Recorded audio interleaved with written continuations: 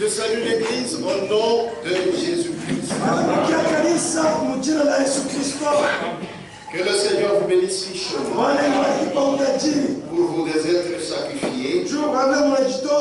La récompense sera grande. On ne perd rien en servant le Seigneur. Au contraire, nous gagnons quelque chose. Nous pouvons nous lever pour lire la parole de Dieu. Nous allons lire dans chapitre 20, le verset 28. Prenez donc garde à vous-même et à tout le troupeau sur lequel le Saint-Esprit vous a établi évêque pour paître l'Église du Seigneur qu'il s'est acquise par son propre sang. Vous pouvez vous asseoir. Seigneur notre Dieu, je te remercie beaucoup pour le moment que tu nous donnes d'écouter ta parole. Sans toi, nous ne pouvons rien faire. C'est pourquoi j'ai besoin de toi. Que tu puisses m'aider. Parce que si tu m'aides, ton auditoire aussi sera aidé. C'est dans le nom de Jésus-Christ. Nous te demandons ainsi. Amen. Amen. L'église hier et aujourd'hui, c'est la même église. L'église de Jésus-Christ. Que Christ avait promis de bâtir. Et nous avons vu que c'est cette église que nous devons imiter à partir de l'apparition de Jésus jusqu'à l'ensemble. Là, il n'y avait pas de c'est cette église que nous recherchons dans la Bible, que nous trouvons dans la Bible. C'est ça notre modèle. Dans notre enseignement, dans notre pratique. Il ne faut pas dire telle église ne prêche pas comme telle église. Sur cette terre, c'est une erreur. Il faut toujours comparer ce que vous prêchez à l'église primitive. Et nous avons vu qu'il y a eu l'apparition d'une autre église, l'église de l'Antichrist. Et tout cela a commencé petit à petit, à partir du 2e siècle. Et c'est allé jusqu'à 325. Et après, il y a eu l'établissement maintenant proprement dit de l'église de l'Empire.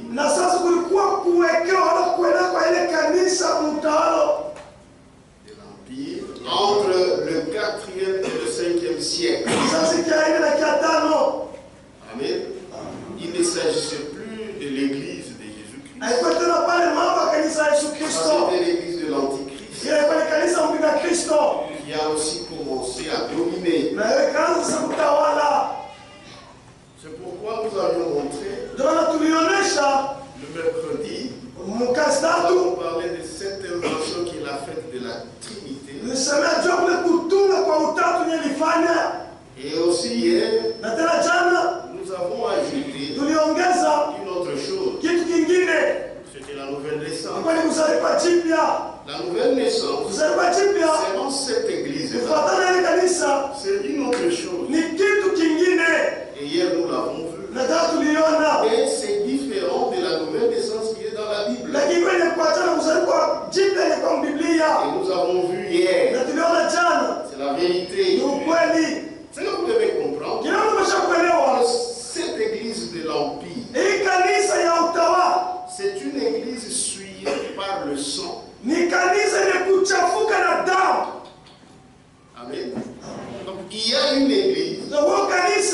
qui a été racheté par le sang de Jésus. Et il y a aussi une église qui est souillée par le sang des hommes tués par elle.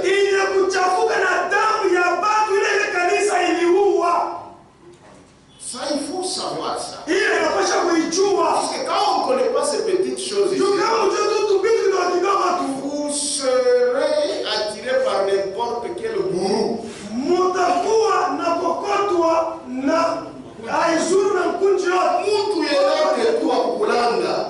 Tu le suis. Et quand vous avez certaines racines, c'est difficile. Parce que vous êtes affermis dans la vérité présente. Parce que les gens qui ne maîtrisent pas des choses, ils cherchent les hommes pour leur bouclier. C'est pour cacher leur ignorance. Puisqu'ils savent que ces gens-là vont parler pour eux. Mais si tu connais les choses de Dieu, tu ne craindras personne. Et ça, c'est ça ta manière de garder ta foi. Puisqu'on nous dit que la parole, elle dépasse même une bombe atomique. Si tu connais les choses de Dieu, tu y es posé. Même si quelqu'un saute, tu peux aller, tu sais, c'est qu'il dit, c'est faux. Que Dieu vous bénisse. Donc il y a une église rachetée par le sang de Jésus. Et une église tuée par le sang des hommes qu'il a tué. Nous n'avons qu'une seule église qui est rachetée par le sang de Jésus. Il n'y en a pas deux. Il n'y en a qu'une seule.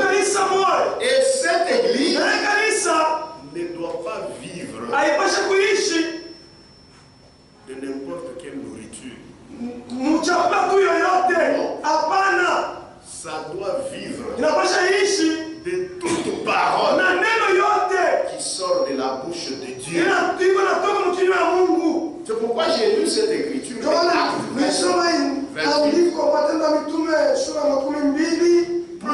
garde à vous-même. Et à tout le troupeau sur lequel le Saint-Esprit vous a établi pour un travail, pour paître l'église du Seigneur qu'il s'est acquise par son propre sang. L'église que Jésus s'est acquise par son propre sang, lui-même s'occupe de cette église en nourriture. C'est pourquoi il choisit pour cette église ses hommes. Mais cette autre église, ce sont les hommes qui font ce qu'ils font, qui font ce qu'ils veulent. Mais dans l'église de Jésus, c'est Jésus-Christ qui est compétent. Que Dieu vous bénisse. Parce que cette église a été rachetée par le sang précieux. Et Dieu doit s'occuper de cette église en nourriture. C'est la vérité. Voilà pourquoi une église que Christ a rachetée ne se débrouille pas toute seule pour avoir la nourriture.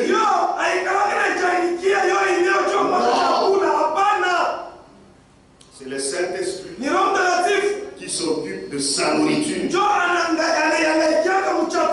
pourquoi dans cette église, aucun prédicateur n'a le droit de monter en chair s'il n'a pas été envoyé et s'il n'a pas reçu le Saint-Esprit.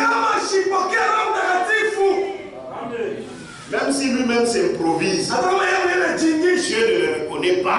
C'est la vérité. Ce sont même des gens qui créent des troubles. Mais lui-même, Jésus, il s'occupe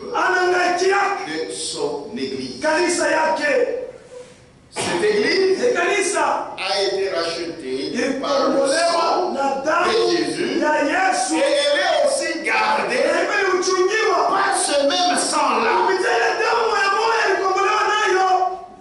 Parce que le même sang qui nous a rachetés, c'est le même sang qui nous garde, qui nous protège et qui fait que le diable ne nous arrivera jamais. Pourquoi? Le sang est comme un pare-choc.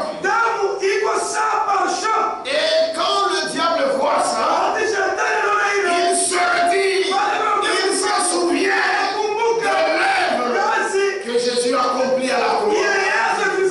Oui, puisque là, aucun démon n'a tenu. Les gens laissaient les démons dans un spectacle ignominieux.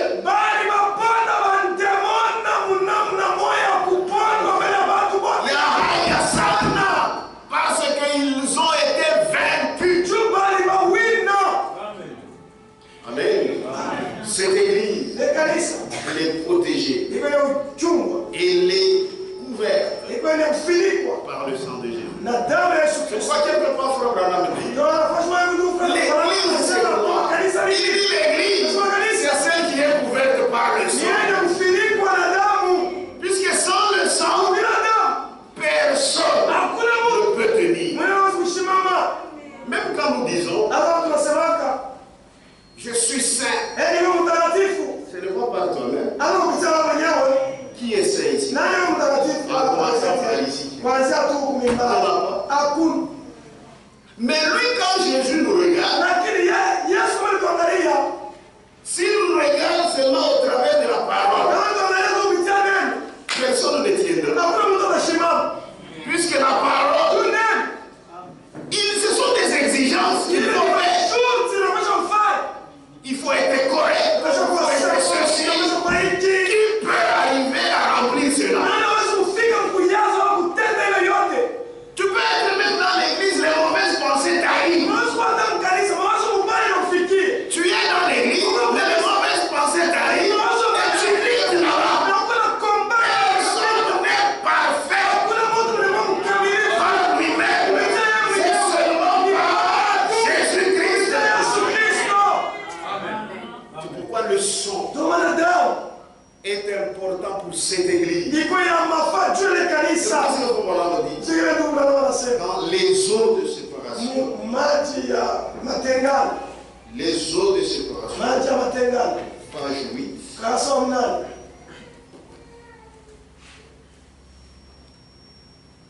Paragraphe 13. Eh bien, Dieu disait à Moïse et à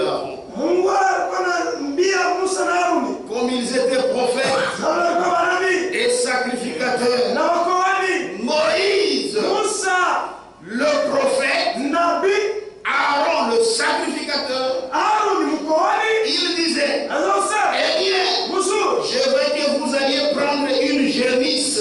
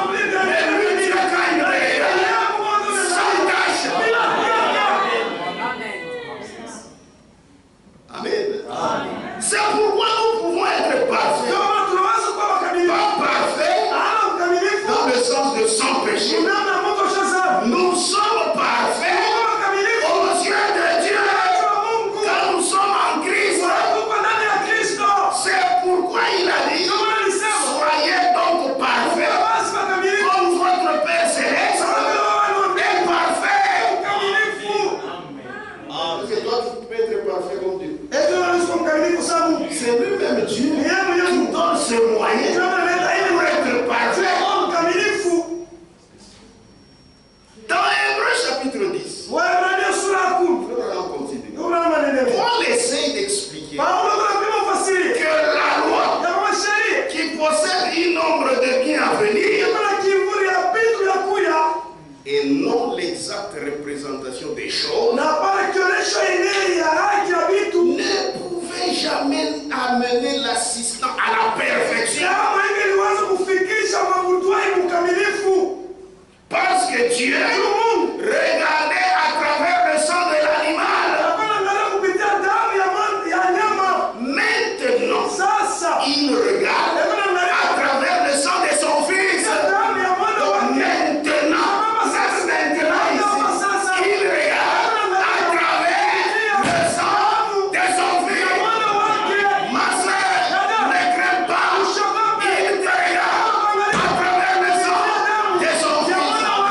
Mon frère, va de l'avant. Il te regarde à travers le sang de son fils.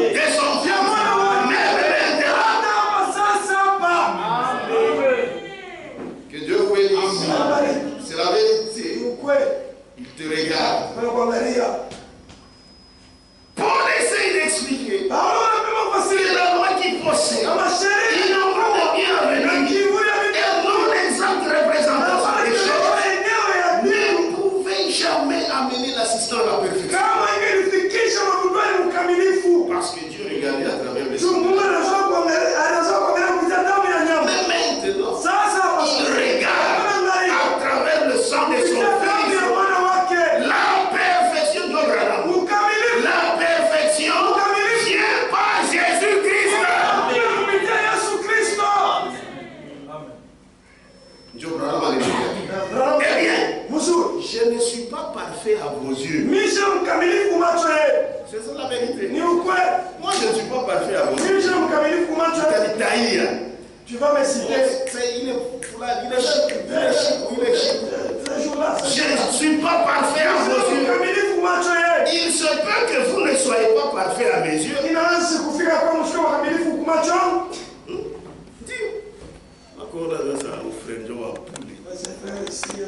Mais qu'en est-il aux yeux de Dieu? Ce n'est pas à tes yeux que cela compte. C'est aux yeux de Dieu. C'est toi tu me refuses. Mais puis Dieu m'agrée. Pourquoi je vais m'inquiéter? Mais qu'en est-il aux yeux de Dieu? Voilà où se situe la chose. Et si vous êtes nés de nouveau dans le corps de Christ, alors Dieu vous voit aussi parfait que Christ l'était. Et il dit Amen. Et moi aussi je dis Amen. C'est la vérité. Franck-Aussi en parle. Dans la prédication du 28 avril 1982, qui a été retransmise le 7 février 2024. Le 7 février 2024. Page 14. Enfant, personne n'est tel qui puisse se présenter devant Dieu comme ça. Personne n'est tel qui puisse se présenter devant Dieu comme ça. Si nous voulons nous présenter devant Dieu, alors c'est seulement au travers du sang. C'est au travers du sang.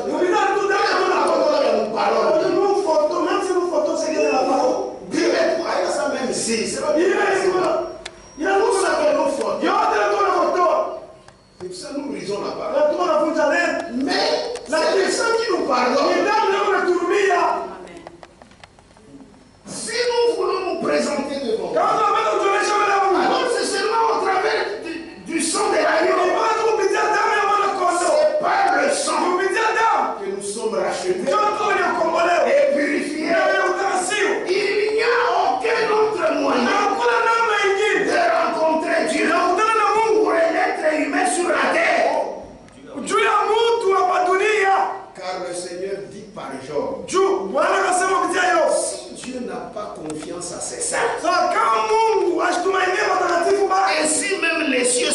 impur devant lui.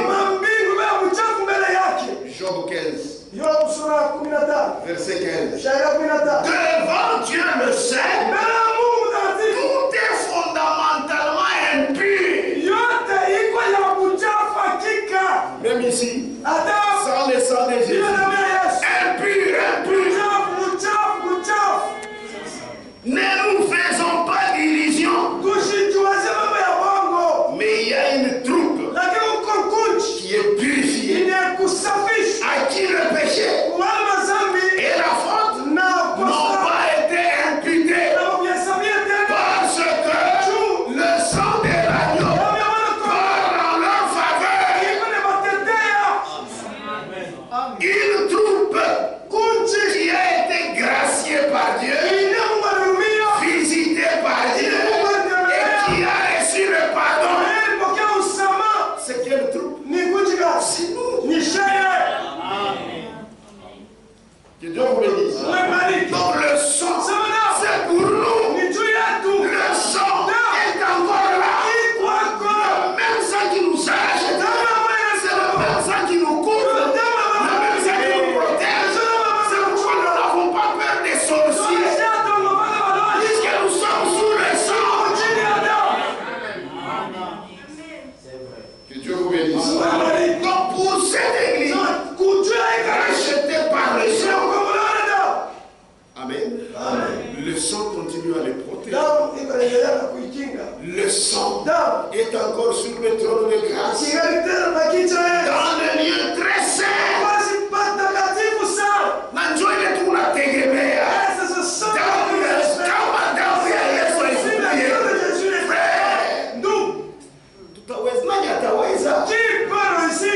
Personne ne peut réussir. C'est pourquoi il y a une doctrine. Il y a des gens qui disent, depuis 1963, Jésus, c'est-à-dire l'agneau, a quitté le trône de grâce. Et comme il a quitté le trône de grâce, comme celui qui a le sang, il a quitté le trône de grâce et il est descendu dans sa parole. Et quand il est descendu dans sa parole, le sang a séché. Parce que lui, il quitte là-bas, il entre dans sa parole.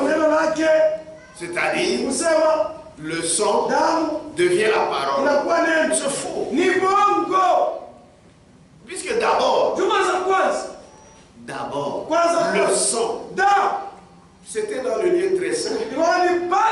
C'était entre les propitiatoires.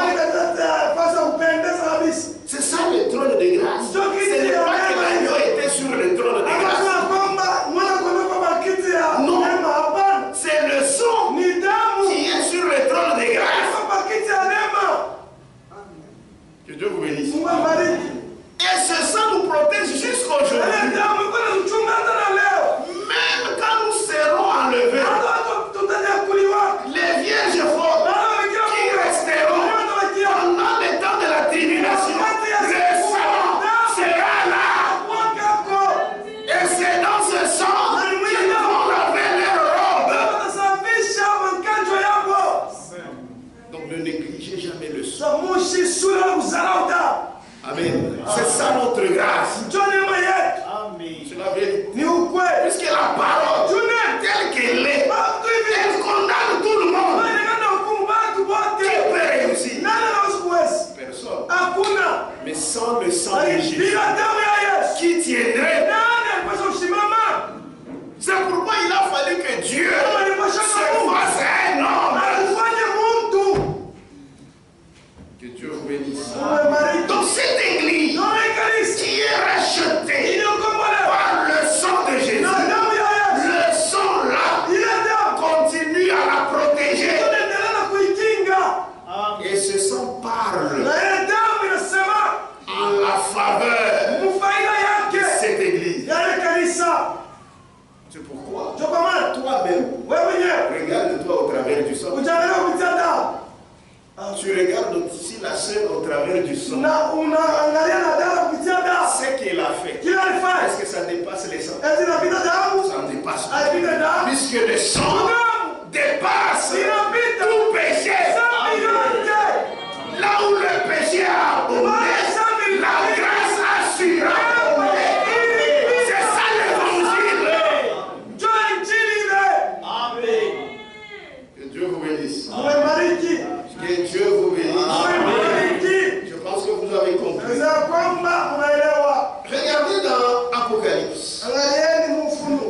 Apocalypse chapitre 7.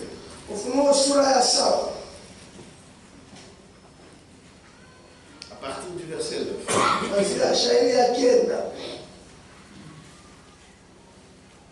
Après cela, je regardais. Et voici, il y avait une grande foule que personne ne pouvait compter. De toute nation, de toute tribu, de tout peuple et de toute langue. Et ils se tenaient devant le trône et devant l'agneau. Parce que l'épouse, c'est sur le trône. Hein? Ça sera sur le trône. Revêtus de robes blanches et des palmes dans leurs mains. Et ils criaient d'une voix forte en disant: le salut est à notre Dieu qui est assis sur le trône et à l'agneau. Amen. Il s'agit trop déjà mon enlèvement. Pendant ce temps-ci, nous serons déjà dans l'enlèvement. Puisque moi je suis parmi les élus témoins.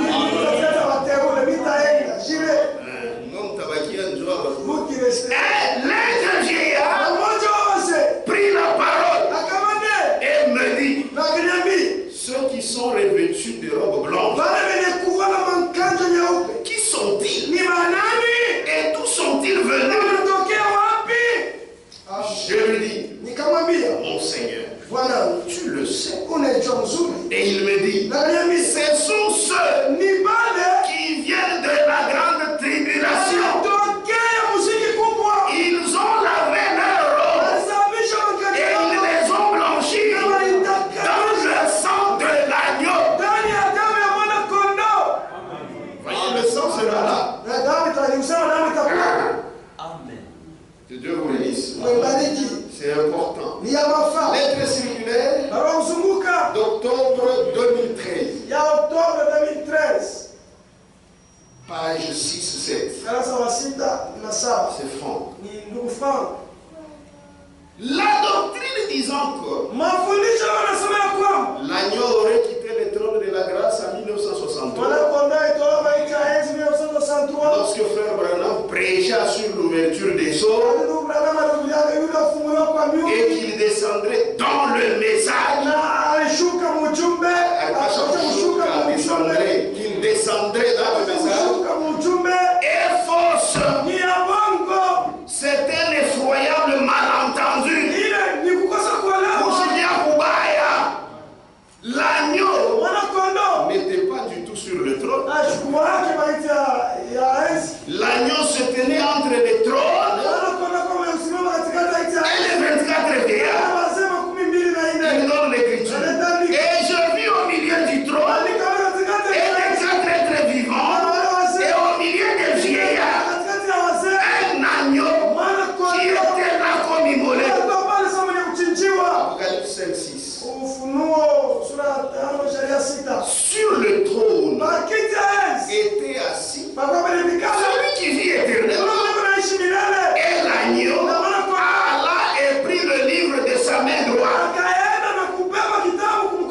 C'est ainsi que Jean l'a vu sur l'île de Patmos il y a 2000 ans. Il a écouté jusqu'à l'achèvement. Le sang de la nouvelle alliance demeure sur le trône de la grâce. On n'est pas encore en effet. Ça est toujours là.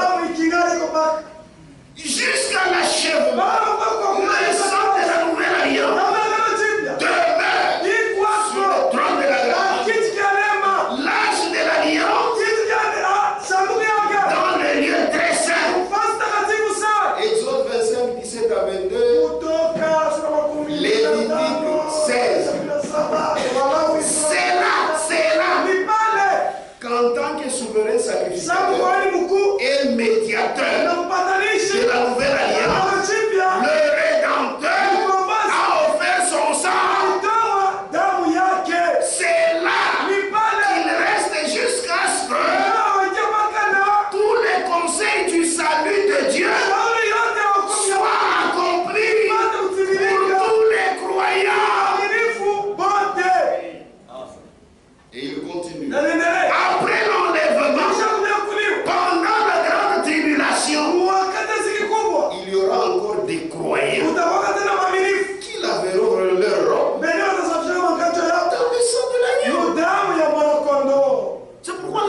des tonneristes. Sio kama na imani ya watu wa Pour mbinguni. dire qu'aujourd'hui, même il faut qu'on chante ça.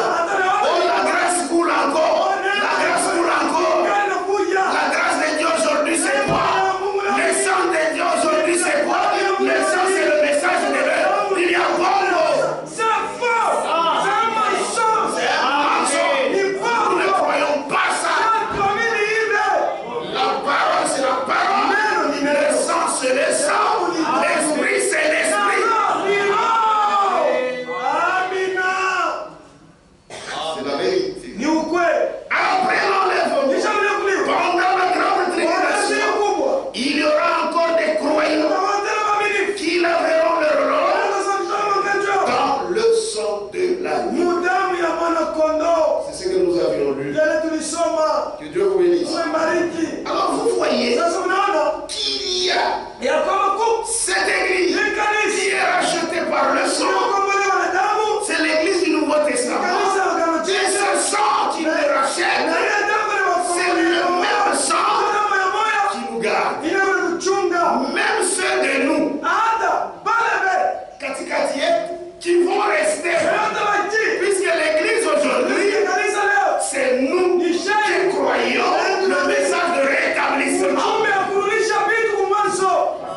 Les élus Mateus ou l'épouse sortira de cette église. anatoka kwa ile Ce sont kanisa là les vierges sages. jo babikira Et les wa vierges folles kumbafu resteront. watawajiaka C'est aussi une partie de cette église. sema ile kanisa Mais qui resteront. lakini baadaye watawajiaka Et pendant la tribulation, puisqu'elles sont des martyrs parmi les nations, moyo shahidi katikati ya mataifa et ils arriveront watafikaka à pouvoir donner leur vie. kutoa maisha yako.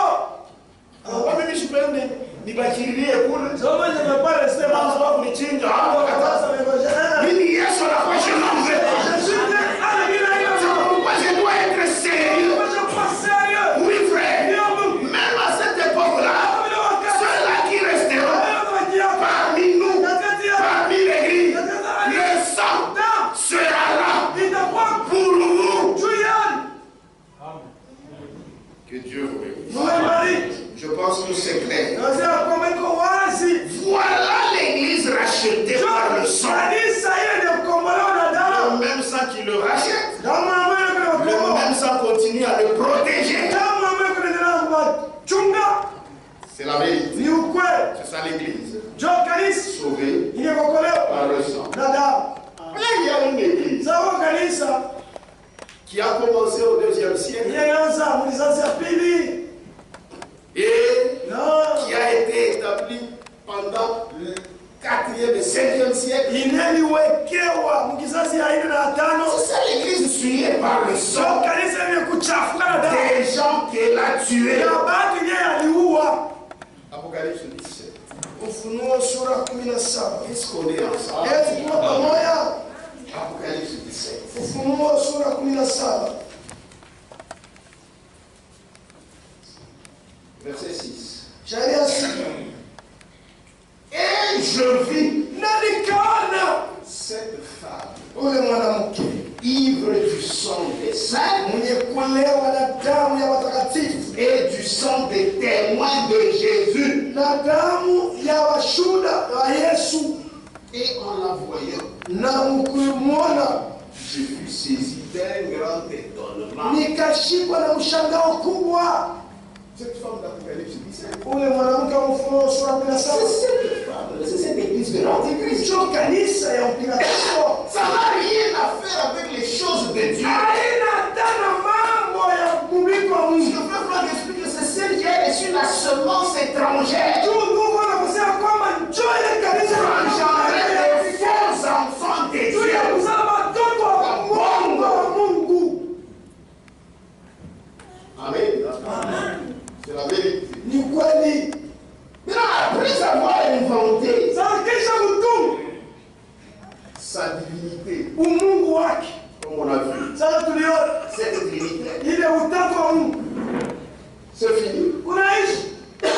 Cette église Kanisa procédant maintenant à la contrainte. sasa ikaanza kukazirisha C'était maintenant une catholicisation forcée. Ilikuwa sasa ni kuamini kikatoliki kwa nguvu.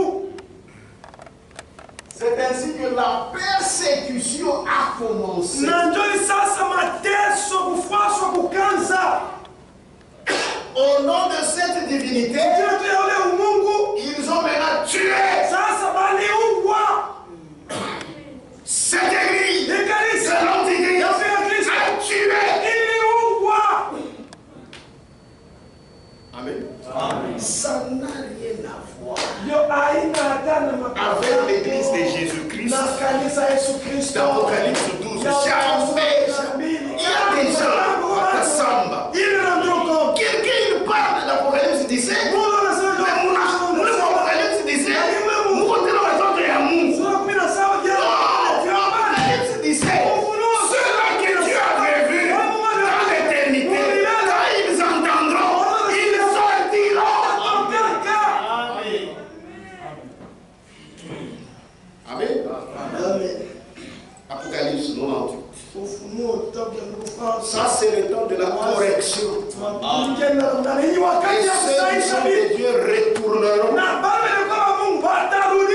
Mais les suiveurs, les prédicateurs qui ne lisent pas seront toujours des fanatiques. Et ce n'est pas bon pour un prédicateur. Frère Branham disait, je préférerais manger le pain sec, mais en restant avec la parole, plutôt que de manger des beefsteaks avec la conscience qui me fait mal. Alors que je connais la vérité. Écoutez, page 98, Apocalypse de Feu. À Nicée, les représentants des diverses orientations chrétiennes,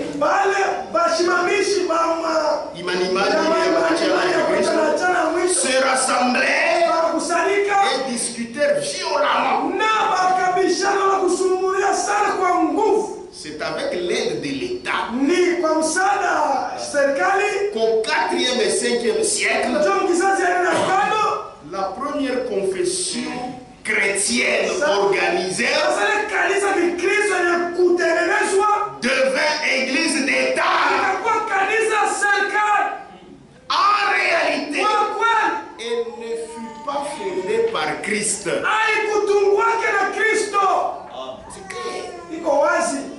Et c'est la raison pour laquelle elle n'a rien de commun avec lui. Ni dans sa doctrine, ni dans ce qu'il pratique.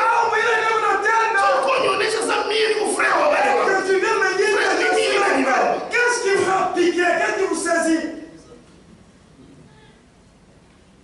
Amen. En réalité, elle ne fut pas fondée par Christ. Et c'est la raison pour laquelle elle n'a rien de commun ni dans sa doctrine, ni dans ce qu'elle pratique. Il n'y a rien.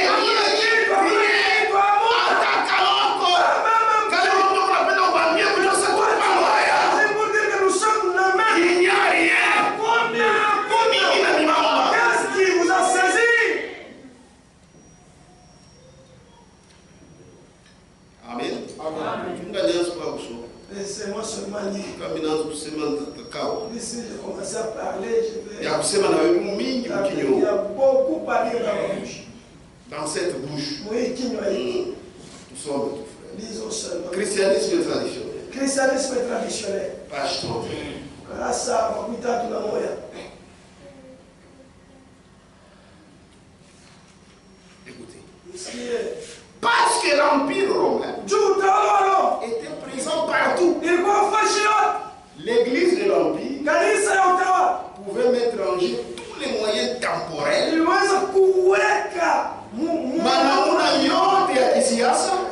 Pour atteindre son but.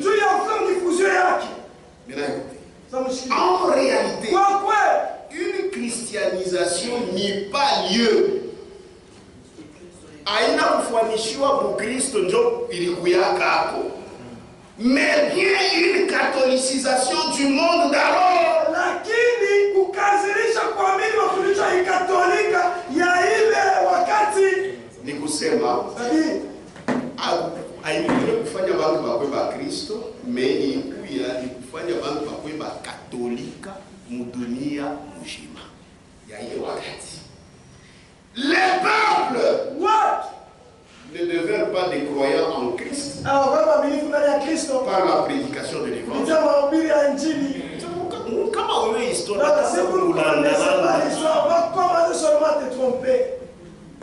les peuples ne deviennent pas des croyants en Christ par la prédication de l'évangile. C'est dans cette église il y a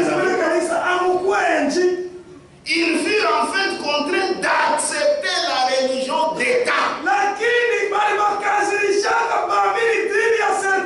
religion d'État catholique. Pendant les 1000 ans environ, jusqu'au Moyen-Âge. Pendant les 1000 ans environ, que durant la monarchie de l'Église catholique romaine, eux-mêmes appellent ça le millénium. La terre entière fut arrosée du sang de martyrs. Ils tuaient les gens. Tu refuses la cour. Économie comme Mikolo ya. Uchumi c'est un politique mu Mikolo ya. Religion mu Mikolo ya. Utakimbilia wapi? Où vas-tu partir? Mais babiakwe. Mais la vérité. Banikanaka kupata. Ils sont toujours là. Leur nombre est diversement évalué. Mais dans l'ensemble, on estime à environ 68 millions le nombre de martyrs. Il y a 1 million, il y a 2, il y a 10, il y a 30, il y a 40.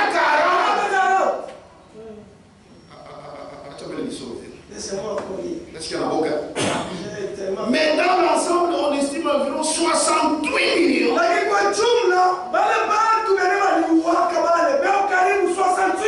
Le nombre de martyrs. Tous ceux qui croyaient différemment étaient traqués comme du gibier.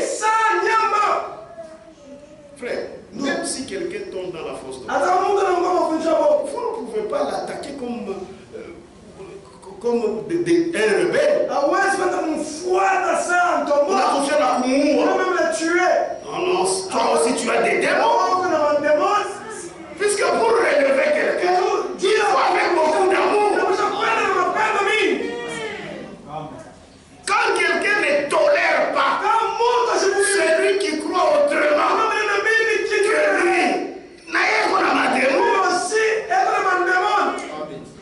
je ne prendrai pas tes enseignements. Mais nous sommes des hommes, des humains. Non, tu as des démons.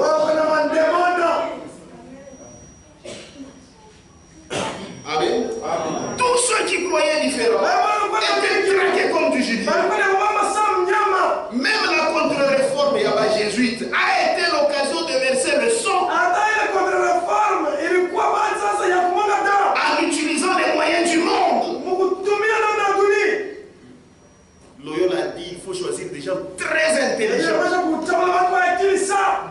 des génies, jésuites, pour défendre la foi catholique. Et ils ont tué. Même aujourd'hui, ce n'est pas n'importe qui peut être un jésuite. Il faut être très intelligent. Savant, non, vas-y. Amen. Vous jouez avec cet évangile, tu chies, tu pas. Il y a des gens qui ont souffert, mais là, la foi blague. Mais aujourd'hui, vous blaguez à ma famille. Dieu a toujours eu ses témoins.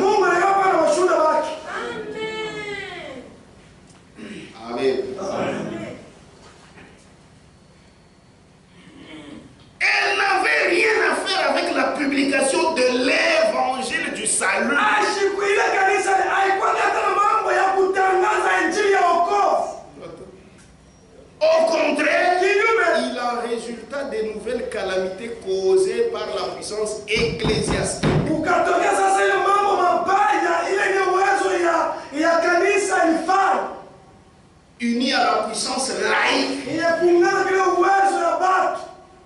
Qui donc n'a pas entendu parler de l'Inquisition en Espagne?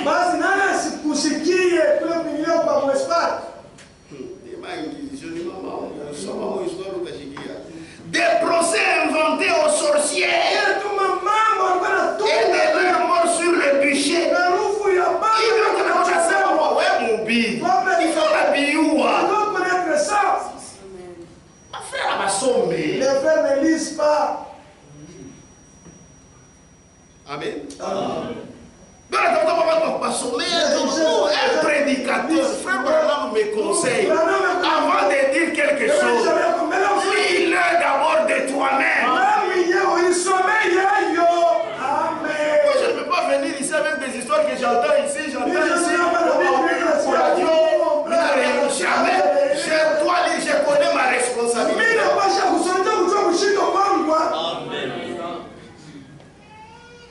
Amen. Amen. C'est la vérité. Des procès intentés aux sorciers et de leurs morts sur le bûcher, de l'expulsion des vaudois.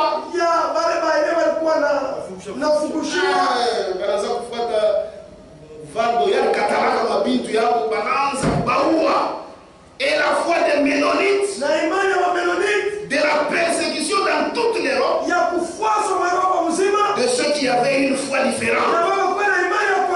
Dans la nuit de la Saint-Barthélemy, du 23 au 24 août 1572, lors de ce que l'on a appelé les noces de sang, les noces de sang, 3000 Huguenots furent assassinés. Rien qu'à Paris. Et dans la France entière, il y a eu plus de 20 000. Vous jouez. Cette église a entrepris des changements de doctrine de telle manière qu'on ne peut plus trouver ce qui faisait partie du trésor de la foi originelle.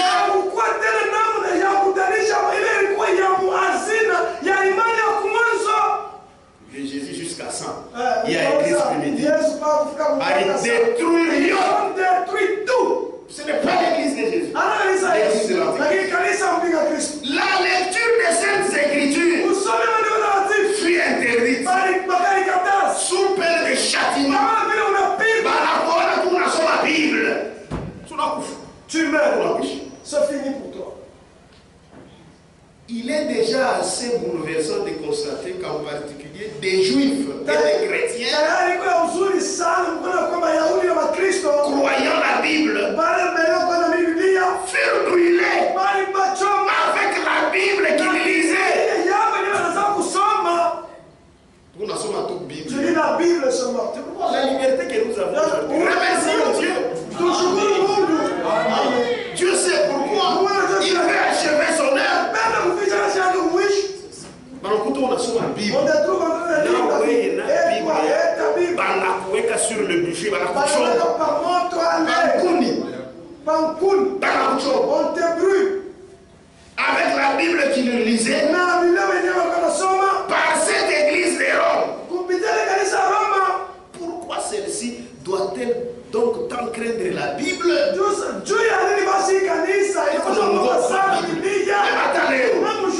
Nous tous on était les gars.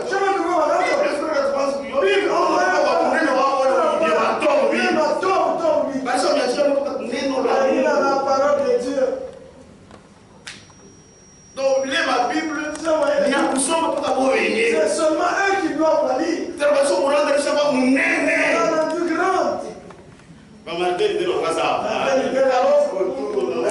Un petit livre que les autres aussi lisent ça. Donc, on a qui quitte moi qui est kiné. Sur les épaules. Amen. La persécution a commencé. C'est pas ce dogme-là de la Trinité. Mais la comme cette persécution dans le passé a commencé par ces dogmes-là, cette doctrine fausse sur la divinité, la Trinité. La même chose, la même persécution à venir. L'accent sera mis sur cette Trinité. C'est pourquoi toi, prédicateur, tu ne dois pas prêcher avec les chiens sur ces choses-là. C'est le temps de séparer les enfants de Dieu. Et tout ce qui n'est pas biblique. Mais aujourd'hui, c'est le contraire. 92, Apocalypse. Par conséquent, la persécution sera dirigée contre ceux qui, par conviction, n'appartiendront ni à l'Église universelle, n'appartiendront ni à l'Église universelle catholique romaine, ni au Conseil mondial des églises protestantes.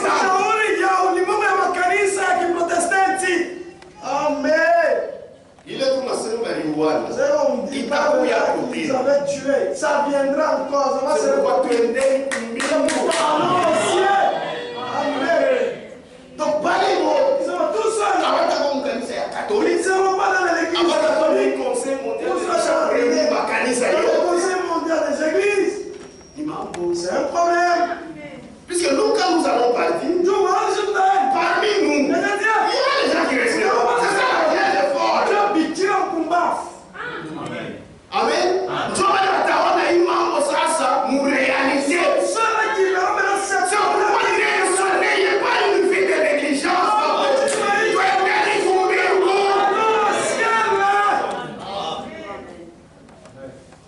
Amen. Amen. Est-ce que vous m'avez chié? Que Dieu vous bénisse. Maintenant en bas. De même qu'à la naissance de cette église, il en est de même aussi maintenant.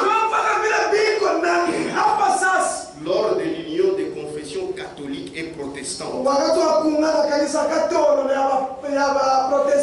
que Dieu n'est pas dans Girac. C'est comme ça qu'ils agissent. Ils agissent comme ça. Il y a celui qui est des catholiques, il y a des NCC, il y a Christ au Congo.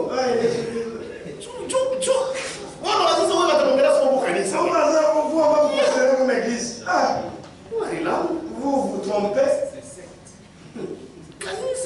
L'église sont ces gens. Ma protestante est catholique. Vous, qui êtes-vous? Des sectes. Quand vous avez de parler, vous voyez, c'est la catholique. Ils ne sont même pas là. Oui. C'est vous. Soyez sérieux, on peut nous voir sérieux. Qu'est-ce qui vous a livré?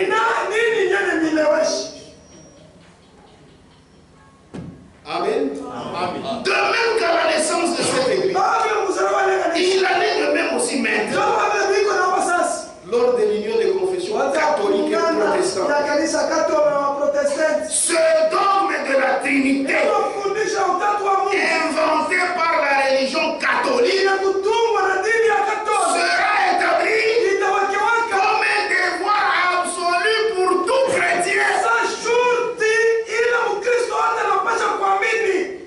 C'est pourquoi l'union protestante se rendra forte et exigera de tous les groupes évangéliques la prise de cette marque.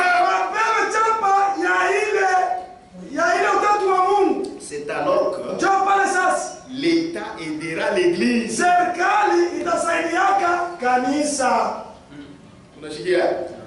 C'est en ce moment-là cette écriture d'Apocalypse 13, 16, 17 qui t'intimise. Ça, c'est l'écriture d'Apocalypse 13. Et elle fait qu'à tous. Et elle fait qu'à tous. Non. Il a fallu moi. Attendez, les paroles, mon frère. Et elle fait qu'à tous. Petits et grands. Et riches et pauvres. Et libres et esclaves. On leur donne une marque sur leur main droite ou sur leur front. Et que personne ne peut acheter ou vendre. Sinon, celui qui a la marque, le nom de la bête et le nombre de son nom. Si tu n'es chaque nous sommes déjà sortis. Maintenant, les frères qui resteront. Puisque bon, Puisque eux connaissent la vérité. ils ne se plieront jamais.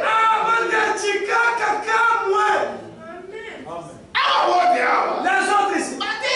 Mais mon frère, qui resteront. Non. Il est Trinité, Il Bataïkata. y a d'autres Mungu. Bataïkatara. Maintenant, Ça, si tu es chacun. nous sommes déjà partis. Mais on va remarquer. Nous sommes partis. Ah, il a quoi libre ça? Allez, Tout le monde va se conformer. Mais mon frère, qui resteront. Son frère, qui resteront. Oui, il résiste. Bon, on a Kanga. Il n'a pas de changement. Il s'étonne. Oh non. Pour nous, Quoi, monsieur? Catholique. Protestant, c'est une chose. Mais c'est ce que tu n'as pas trouvé comme un protestant, pas un vrai protestant. Tu sors. Ils ont mal enseigné les gens. avaient mal compris. Page 99. Cela va beaucoup de plaire.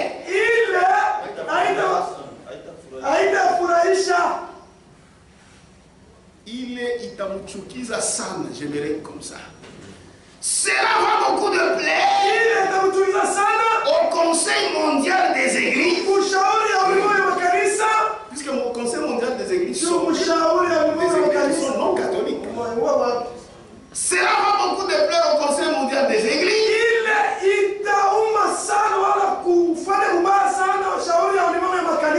Qu'il puisse encore exister des communautés protestantes. Refusant d'adhérer à cette grande union.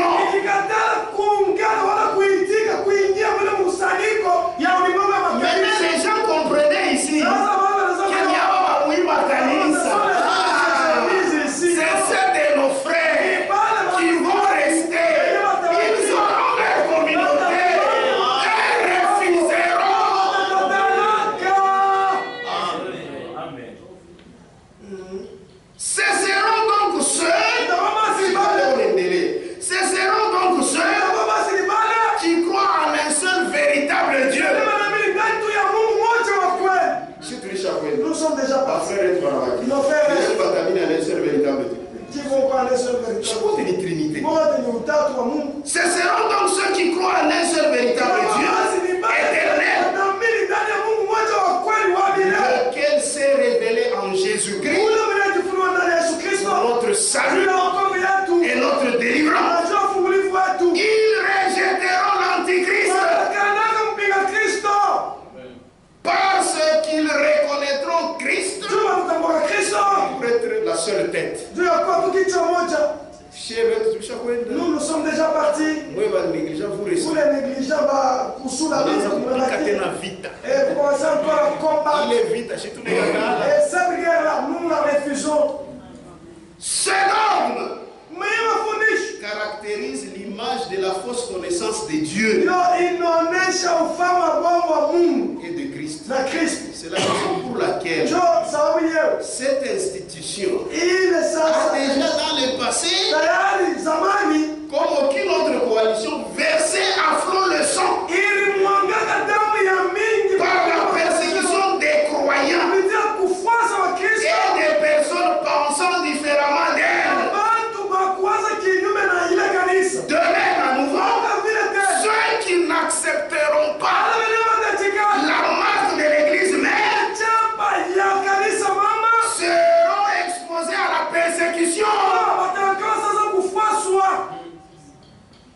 Amen. Amen. Il a saché tout chaque année. Marc de la bête, nous sommes déjà partis. Ceux qui resteront lutteront maintenant. Par ailleurs, celui qui croit la doctrine de la Trinité et qui est baptisé du baptême trinitaire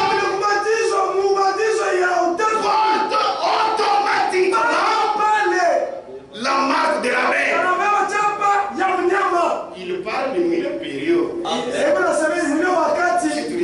Nous sommes déjà partis. Donc il faut résister.